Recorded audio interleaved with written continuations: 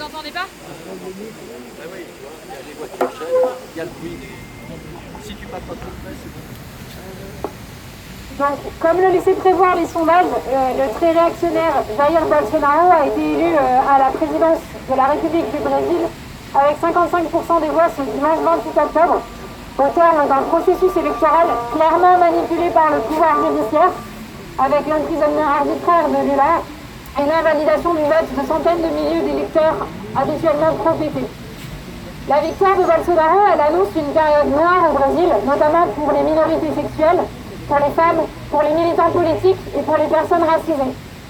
Bolsonaro l'a annoncé, une fois au pouvoir, qu'il nettoiera le pays des marginaux rouges, je le cite, auxquels il laissera le choix entre l'exil ou la prison.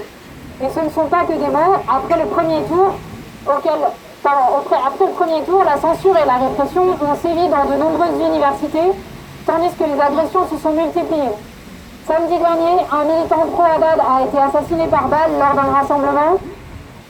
Et hier, la police réprimait une manifestation anti-Bolsonaro à Rio de Janeiro, pendant qu'une foule d'électeurs de Bolsonaro en liesse acclamait au contraire le passage de l'armée dans les rues de Niterói, exprimant leur désir de militarisation et de répression contre les plus vulnérables.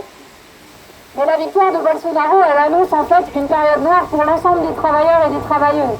Si Bolsonaro est soutenu par tout un pan du patronat brésilien, c'est bien parce que sa victoire annonce la mise en place de politiques ultralibérales.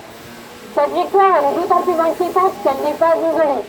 Elle a lieu dans un contexte de montée des phénomènes réactionnaires ouvertement revendiqués comme tels, aux États-Unis, en Hongrie, en Italie. Elle est inquiétante, mais elle n'est pas incompréhensible. Tous ces phénomènes sont des expressions de la crise organique qui touche le monde entier, avec différentes temporalités et différentes intensités depuis le krach boursier de 2008. Les conséquences de la crise de 2008 ont atteint l'Amérique latine en 2013. Le Brésil, qui avait pu apparaître aux yeux des Brésiliens et des Brésiliennes comme une puissance économique pouvant enfin jouer dans la cour des grands, pour eux c'est une déception très importante qui explique le rejet massif des anciens détenteurs du pouvoir et des politiques d'austérité qu'ils ont menées et qui du coup expliquent le vote pour Bolsonaro. Pour autant, la situation reste ouverte. En 2017, les travailleurs et travailleuses s'étaient massivement mis en grève contre la réforme des retraites de Temer, montrant la force du mouvement ouvrier. Une fois au pouvoir, Bolsonaro sera face au défi de contenter l'ensemble de sa base hétérogène pour pouvoir gouverner.